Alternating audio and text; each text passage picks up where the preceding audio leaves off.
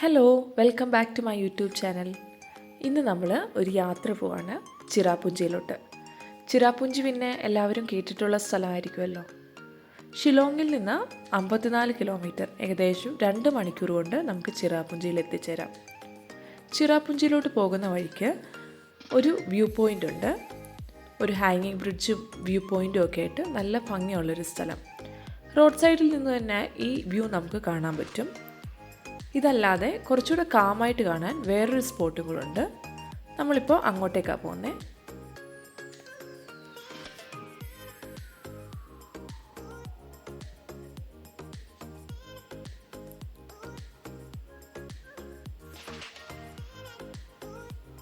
ഇവിടെ നമുക്ക് traditional Khasi dress ഇടാനുള്ള ഒരു ഓപ്ഷനും ഉണ്ട്. അവിടെ നമുക്ക് ഡ്രസ്സ് ഇട്ട് ഫോട്ടോയൊക്കെ എടുക്കാം. പോകുന്ന വഴി വളരെ പീസ്ഫുള്ളായിരുന്നു. അധികം ആളും ബഹളവും ഒന്നും ഇല്ലായിരുന്നു. ഇതാണ് ഞാൻ പറഞ്ഞ ആ സ്പോട്ട്. നമ്മൾ മുന്നേ റോഡ് സൈഡിൽ വെച്ച് കണ്ട അതേ വ്യൂ ആണ്. പക്ഷെങ്കിൽ ഇവിടെ ആളും ബഹളവും വണ്ടികളുടെ സൗണ്ടും ഒന്നും ഇല്ലാതെ കുറച്ചുകൂടെ പീസ്ഫുള്ളായിട്ട് നമുക്ക് കാണാം. ഇവിടുന്ന് വീണ്ടും നമുക്ക് താഴേക്ക് ഇറങ്ങി പോകാനുള്ള ഓപ്ഷനുണ്ട്. വീണ്ടും നമ്മൾ താഴേക്ക് ഇറങ്ങി പോകുമ്പോൾ താഴെ ഒരു വാട്ടർഫോൾസും ഉണ്ട്. പക്ഷെങ്കിൽ ഞങ്ങളിവിടെ ഏകദേശം രാവിലെ 9 മണി സമയത്താണ് എത്തിയത്. അവിടെ അതൊന്നും ഓപ്പൺ ആയിട്ടില്ലായിരുന്നു. ചിലപ്പോൾ 9:30, 10 ആകുമായിരിക്കും ഓപ്പൺ ആവാൻ. ആ സമയത്ത് നമുക്ക് വീണ്ടും താഴോട്ട് ഇറങ്ങിപ്പോയാൽ ഒരു വാട്ടർഫോൾസും ഒക്കെ കണ്ട് എൻജോയ് ചെയ്യാൻ പറ്റും. ഇപ്പോൾ ഞങ്ങൾ തിരിച്ചു വന്ന് വീണ്ടും ഞങ്ങളുടെ യാത്ര തുടർന്നു. നമ്മുടെ അടുത്ത സ്പോട്ടെത്തി garden of caves. Garden of caves ചിറാപുഞ്ചിക്ക് എത്തുന്നതിന് മുൻപേ ഏകദേശം 5 കിലോമീറ്റർ മുന്നേ തന്നെയാണ് garden of caves. Garden of caves ഒരു മേജർ ടൂറിസ്റ്റ് അട്രാക്ഷനാണ്. ഒരാൾക്ക് എൻട്രി ഫീ ആയിട്ട് 100 രൂപയാണ് ചാർജ് ചെയ്യുന്നത്. എൻട്രി ഫീ ഒക്കെ എടുത്ത് ഞങ്ങൾ ഉള്ളിലേക്ക് ചെന്നു. 2 തൊട്ട് 3 മണിക്കൂർ വരെ സ്പെൻഡ് ചെയ്യാനുള്ള കാര്യങ്ങൾ ഇതിനകത്ത് തന്നെയുണ്ട്. ഫസ്റ്റ് സ്പോട്ടാണ് ആരോ മാർക്ക് ഇട്ട് കാണിച്ചു തന്നിരുന്നത്. ഇതാണ് ആ സ്പോട്ട്. കണ്ടിട്ടൊരു ബെഡ് പോലെ തോന്നുന്നില്ലേ? ഇത് കിങ്സ് കേവ് എന്നാണ് പറയുന്നത്. കിങ് അല്ലെങ്കിൽ ട്രൈബൽ ചീഫ് ഉറങ്ങുന്ന സ്ഥലമാണ് അതെന്നാണ് കാണിച്ചിരുന്നത്. Garden of cave 9 December 2010 chief minister inaugurate ചെയ്തത്.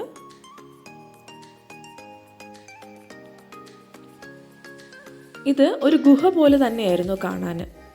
മൊത്തം കല്ലുകളൊക്കെ ആയിട്ട് ചെറിയൊരു മഴയും പുറത്ത് പെയ്യുന്നത് കൊണ്ട് നല്ല ഭംഗിയായിരുന്നു. നമുക്കിതിനകത്തോട്ട് കയറുമ്പം നല്ലൊരു തണുപ്പ് ഫീൽ ചെയ്തിരുന്നു. വീണ്ടും നമ്മൾ മുന്നോട്ട് നടക്കുമ്പോഴാണ് സെക്കൻഡ് സ്പോട്ട് നമുക്ക് കാണാൻ പറ്റുന്നത്.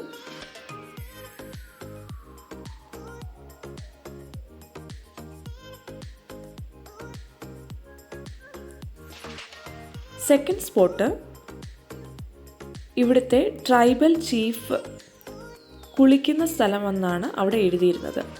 അതിൻ്റെ മുകളിൽ തന്നെ ഒരു നാച്ചുറലി കാവ്ഡ് ഓറിഫൈസ് ഉള്ളതുകൊണ്ട് ഷവറിൽ നിന്ന് വെള്ളം വീഴുന്ന പോലെ ഒരു എഫക്റ്റ് ആയിരുന്നു ഉണ്ടായിരുന്നത്. ആ സ്പോട്ടും നമ്മൾ കണ്ടിട്ട് വീണ്ടും മുന്നോട്ട് പോയി.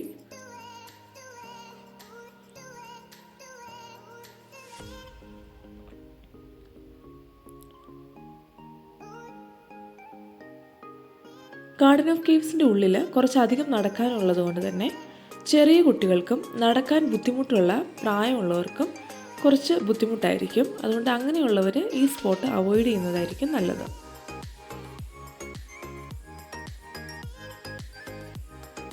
അടുത്ത സ്പോട്ടിലേക്ക് പോകാനുള്ള ആരോ മാർക്കും ആളുകളും അവിടെ നിൽപ്പുണ്ടായിരുന്നു നമുക്ക് പറഞ്ഞു തരാനൊക്കെ.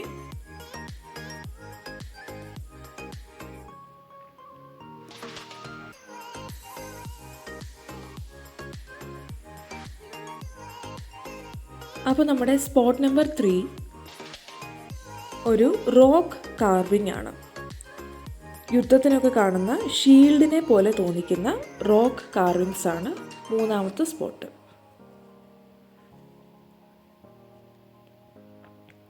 ഇതിനോട് കൂടെ തന്നെ ചെറിയൊരു വെള്ളച്ചാട്ടവും അവിടെ ഉണ്ടായിരുന്നു.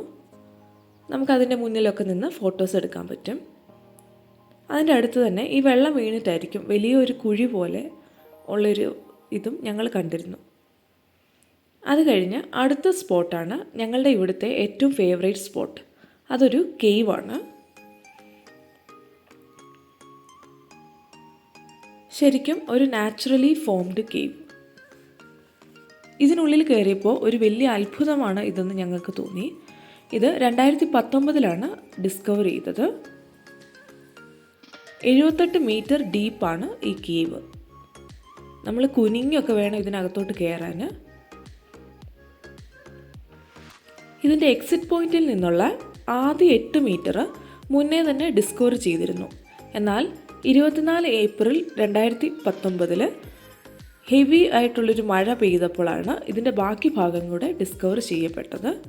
ആ മഴ കാരണം ഈ കേവ് മൂടപ്പെട്ടിരുന്ന സാൻഡും സെഡിമെൻ്ററി റോക്കും എല്ലാം മാറിപ്പോയപ്പോഴാണ് ഇങ്ങനെ ഒരു കേവ് ഇതിനകത്ത് ഉണ്ടെന്ന് ഇവിടുത്തെ ലോക്കൽ പീപ്പിളിന് പോലും മനസ്സിലായെന്നാണ് ഇവിടെ എഴുതിയിരുന്നത്. സോ ഈ ഒരു മഴയ്ക്ക് ശേഷമാണ് പിന്നീടുള്ള 70 മീറ്റർ ഡിസ്കവർ ചെയ്തത്.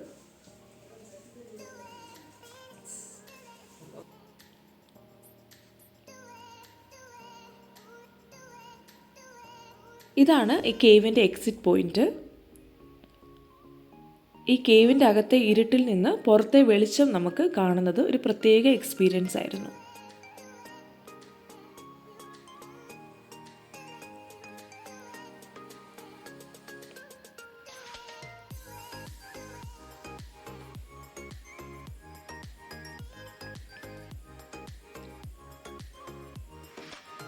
അങ്ങനെ കേവ് കണ്ടു കഴിഞ്ഞ് നമുക്ക് അടുത്ത സ്പോട്ടിലോട്ട് പോകാം.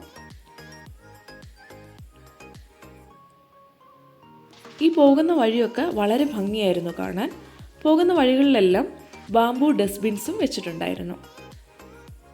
നമ്മുടെ അടുത്ത സ്പോട്ടാണ് റൂട്ട് വാട്ടർഫോൾ. മരത്തിൻ്റെ വേര് പോലെ നമുക്ക് തോന്നിക്കും. വേരാണത്. അതിൽ കൂടെ തന്നെ വെള്ളം വീഴുന്നതാണ് അടുത്ത സ്പോട്ട്. ആ സ്പോട്ടിൻ്റെ 2 സൈഡിൽ നിന്ന് നമുക്ക് നടന്നു വരാനുള്ള ഓപ്ഷനുണ്ട്.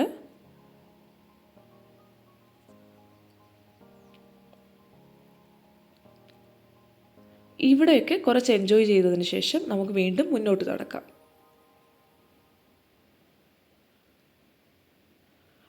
ഞാൻ മുന്നേ പറഞ്ഞതുപോലെ തന്നെ ഓരോ സ്പോട്ടിൽ നിന്നും അടുത്ത സ്പോട്ടിലോട്ട് എത്താൻ കുറച്ച് നടക്കാനുണ്ട്. അടുത്ത സ്പോട്ടും ഒരു വാട്ടർഫോളാണ്. ലവായ് എന്നാണ് അവിടെ എഴുതിയിരുന്നിരുന്നത്. പ്രൊനൗൺസിയേഷൻ കറക്റ്റ് ആണോ എന്നറിയില്ല. ഇവിടുത്തെ കാസി ഭാഷയിലായിരുന്നു എഴുതിയിരുന്നത്.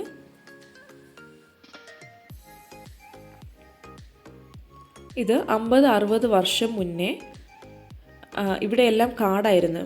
ആ സമയത്ത് ഇവിടെ തേനീച്ച കൂടുകൾ, വലിയ തേനീച്ച കൂടുകളുണ്ടായിരുന്നു. അപ്പോൾ ആ തേനീച്ചയിൽ നിന്നുള്ള തേനിനെ അനുസ്മരിപ്പിക്കുന്ന രീതിയിലാണ് ഈ വാട്ടർഫോൾസ് എന്നാണ് അവിടെ എഴുതിയിരുന്നത്.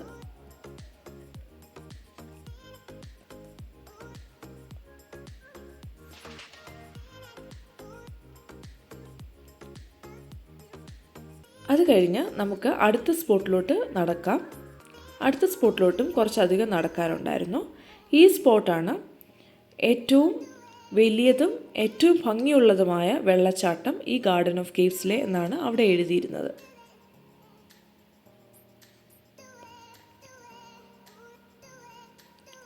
ഇത് ഈ ഗാർഡൻ ഓഫ് കേവ്സ് പാർക്കിൻ്റെ സൗത്ത് എൻഡിലായിട്ടാണ് ഉള്ളതെന്നും നമ്മൾ മുന്നേ കണ്ട വാട്ടർഫോളിൽ നിന്നും ഡാം എന്നുള്ള വാട്ടർഫോളിൽ നിന്നും വെള്ളം മീറ്റ് ചെയ്ത് ഇതിലോട്ടാണ് വരുന്നത് എന്നാണ് അവിടെ എഴുതിയിരുന്നത്.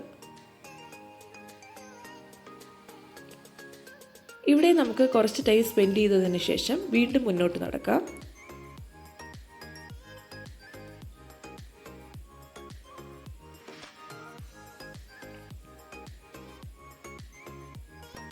അടുത്ത സ്പോട്ടിൻ്റെ പേരാണ് baby in the mother's womb.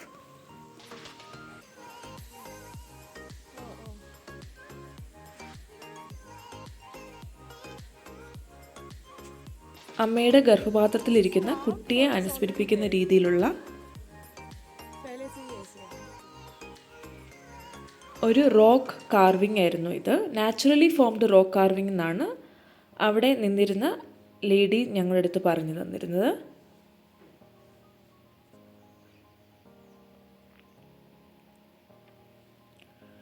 അവിടുന്ന് വീണ്ടും കുറച്ചുകൂടെ നടന്നു വന്നപ്പോൾ നമുക്ക് അടുത്ത സ്പോട്ടിലെത്തി. അടുത്ത സ്പോട്ടിലോട്ട് പോകുന്ന വഴി ഇങ്ങനെ ഒരു ബാംബു ബ്രിഡ്ജായിരുന്നു.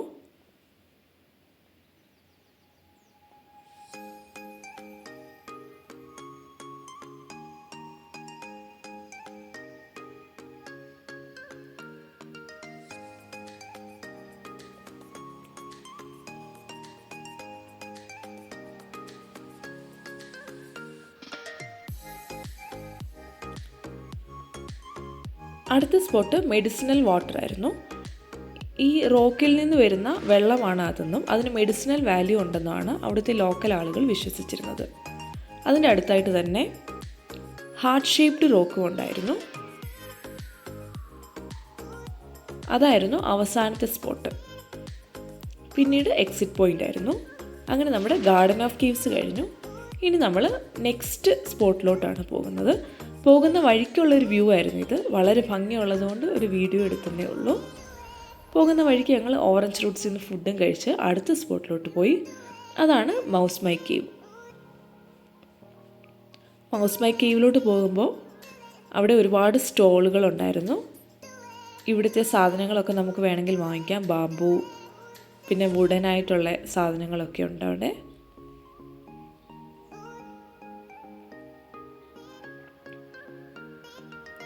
മൗസ് മൈ കേവിനകത്തെ ഒരു മാപ്പും ഇതിൻ്റെ എൻട്രൻസിൽ തന്നെ കൊടുത്തിട്ടുണ്ടായിരുന്നു. നമ്മൾ എൻട്രി ഫീ ഒക്കെ അടച്ച് മുന്നോട്ട് നടന്നു.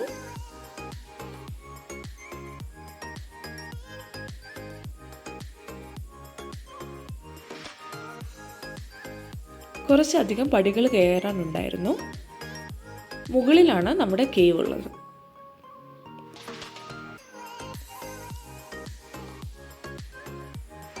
ഇതാണ് നമ്മുടെ മൗസ് മൈ കേവിൻ്റെ എൻട്രൻസ്.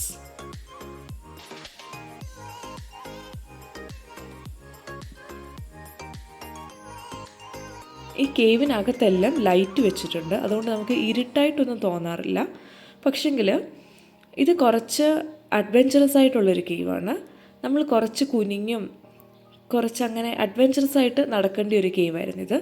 ഈസി ആയിട്ട് നടക്കാനുള്ള ഒരു പാത്തൊന്നുമില്ല.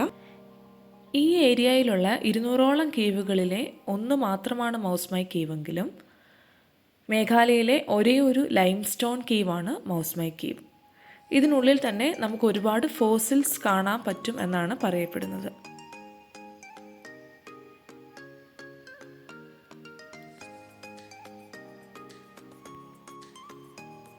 മൗസ് മൈ കേവിന് ഏകദേശം 250 മീറ്ററോളം നീളമുണ്ട്.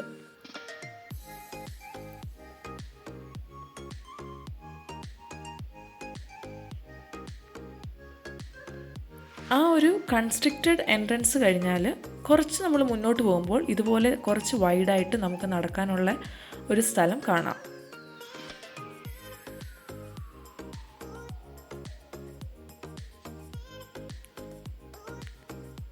ഈ കേവിൻ്റെ ഏറ്റവും ഭംഗി ഇതിൻ്റെ ഭിത്തികൾ കാണാനാണ്.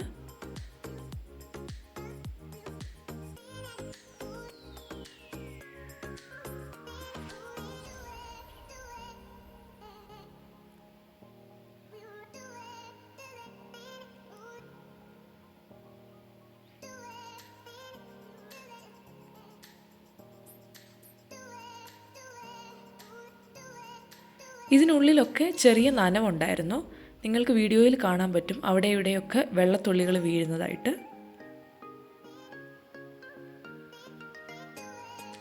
ഏകദേശം ഒരു 10-15 മിനിറ്റ് ഇതിനകത്ത് നടക്കാനുണ്ട് നമുക്ക്.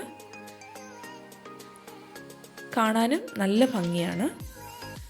മേഘാലയ വിസിറ്റ് ചെയ്യുന്നവർ തീർച്ചയായും കണ്ടിരിക്കേണ്ട ഒരു സ്ഥലമാണ് മൗസ് മൈ കേവ്.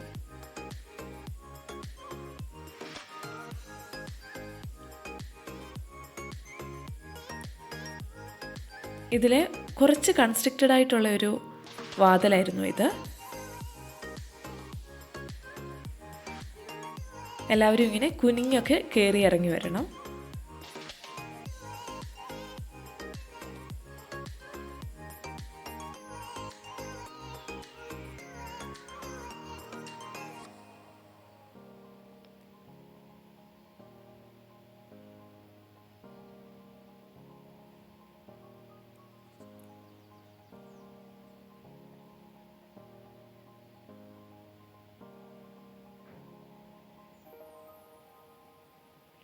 അങ്ങനെ ഏകദേശം 15 മിനിറ്റ് കൊണ്ട് നമ്മൾ കേവൊക്കെ കണ്ട് പുറത്തിറങ്ങാം.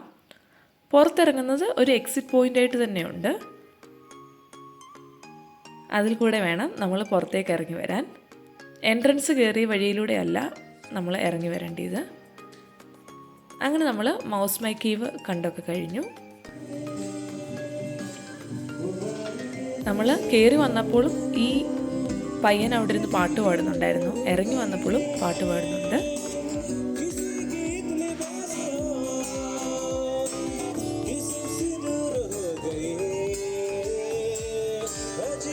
മൗസ് മൈ കേവ് കഴിഞ്ഞ് നമ്മുടെ അടുത്ത സ്പോട്ട് 7 സിസ്റ്റർ വാട്ടർഫോൾസ് ആണ്. വാട്ടർഫോൾസിൻ്റെ വ്യൂ പോയിൻ്റ് ആണ് ഇത്. എന്നാൽ വാട്ടർഫോൾസായിട്ട് അധികം വെള്ളമൊന്നും ഇല്ലായിരുന്നു. അവിടെ കുറച്ച് നേരം സ്പെൻഡ് ചെയ്തിട്ട് ഞങ്ങൾ അടുത്ത സ്പോട്ടിലോട്ട് വന്നു. നമ്മുടെ അടുത്ത സ്പോട്ട് ലിങ്സ്കിയർ വാട്ടർഫോൾസ് ആണ്. 7 സിസ്റ്റർ വാട്ടർഫോൾസിൽ തീരെ വെള്ളം ഇല്ലാഞ്ഞതുകൊണ്ട് ഇവിടെയെങ്കിലും വെള്ളം കാണും എന്ന് വിചാരിച്ചാണ് ഞങ്ങൾ ഇവിടേക്ക് വന്നത്. ഇവിടെ ഒരാൾക്ക് 30 രൂപയാണ് എൻട്രി പാസ്. ഈ വാട്ടർഫോൾസും ചിറാപുഞ്ചിയിലെ നല്ല ഫേമസ് ആയിട്ടുള്ളൊരു വാട്ടർഫോൾസാണ്. ഇതിൻ്റെ ഒരു പ്രത്യേകത, നമുക്കിതിൻ്റെ താഴെ ഇറങ്ങി അവിടെ ലൈഫ് ജാക്കറ്റ് കിട്ടും. അതിട്ട് നമുക്കവിടെ സ്വിം ചെയ്യാനും ഒക്കെ പറ്റും. വെള്ളത്തിലിറങ്ങാനും ഒക്കെ അവർ നമുക്ക് ചൂസ് ചെയ്യാൻ പറ്റും. അങ്ങനെ ഇവിടെ തന്നെ കേവിലോട്ട് പോകാൻ വേറൊരു വഴി ആരോ മാർക്ക് ഇട്ട് കാണിച്ചിരുന്നു. പക്ഷേ ഞങ്ങൾ ഓൾറെഡി ഈ സ്ഥലങ്ങളൊക്കെ പോയി ടയേർഡ് ആയതുകൊണ്ട് കേവിലോട്ടൊന്നും ഞങ്ങൾ പോയില്ല. ജസ്റ്റ് വാട്ടർഫോൾസും പിന്നെ ഈ ഒരു വ്യൂ പോയിൻ്റൊക്കെ ഒന്ന് ജസ്റ്റ് കണ്ടു. അവിടെ കുറച്ച് ട്രീ ഹൗസ് പോലെ ഉണ്ടാക്കി വെച്ചിട്ടുണ്ടായിരുന്നു. അതിലൊക്കെ ഞങ്ങളൊന്ന് കയറി. അത് കഴിഞ്ഞ് ഈ വാട്ടർഫോൾസിൽ തന്നെ 2 വ്യൂ പോയിൻ്റ് കൊടുത്തിട്ടുണ്ടായിരുന്നു. ഒന്ന് അതിൻ്റെ ഒരു വ്യൂ പോയിൻ്റ് മാത്രം, പിന്നീട് വേറൊരു വഴി വാട്ടർഫോൾസിലോട്ട് പോകാനും. ഇതാണ് അതിൻ്റെ ഒരു വ്യൂ പോയിൻ്റ് കൊടുത്തിരുന്നത്. വാട്ടർ കണ്ടാൽ തന്നെ മനസ്സിലാകും, നല്ല ക്ലിയർ ആയിട്ടുള്ള വാട്ടറാണ്. താഴെ ആൾക്കാർ അവിടെ സ്വിം ചെയ്യുന്നുണ്ടായിരുന്നു. ഒരുപാട് ആഴമൊന്നുമില്ലായിരുന്നു. ഇനി നമുക്ക് വാട്ടർഫോൾസിൻ്റെ ആ താഴോട്ടും കൂടെ ചെല്ലാം. അതിന് മറ്റൊരു വഴിയായിരുന്നു. ആ വഴി വരുമ്പോൾ നമുക്ക് ഈ വാട്ടർഫോൾസിൻ്റെ താഴെ എത്താം. ഇതാണ് നമ്മുടെ ലിങ്സ്കിയർ വാട്ടർഫോൾ. നല്ല ക്ലിയർ വാട്ടറാണ്. ലൈഫ് ജാക്കറ്റ് ഇട്ട് നമുക്ക് അങ്ങോട്ടേക്ക് സ്വിം ചെയ്യാനും പറ്റും. അതിൻ്റെ അപ്പുറത്തോട്ടൊക്കെ ഒന്ന് നടന്നിട്ട് നമ്മൾ നമ്മുടെ ട്രിപ്പ് അവസാനിപ്പിച്ചു. അങ്ങനെ നമ്മുടെ ചിറാപുഞ്ചി ട്രിപ്പിൽ ഗാർഡൻ ഓഫ് കേവും മൗസ് മൈ കേവും 7 സിസ്റ്റർ വാട്ടർഫോളും ലിങ്സ്കിയർ വാട്ടർഫോളുമായിരുന്നു ഞങ്ങളുടെ 1 day Cherrapunji trip. 1 day Cherrapunji വരുന്നവർക്ക് ഇങ്ങനെ വേണമെങ്കിലും നിങ്ങളുടെ ഐറ്റിനറി പ്ലാൻ ചെയ്യാവുന്നതാണ്. അപ്പോൾ ഞങ്ങളുടെ 1 ഡേ ചിറാപുഞ്ചി ട്രിപ്പ് അവസാനിപ്പിച്ച് ഞങ്ങൾ തിരിച്ചു പോവുകയാണ്.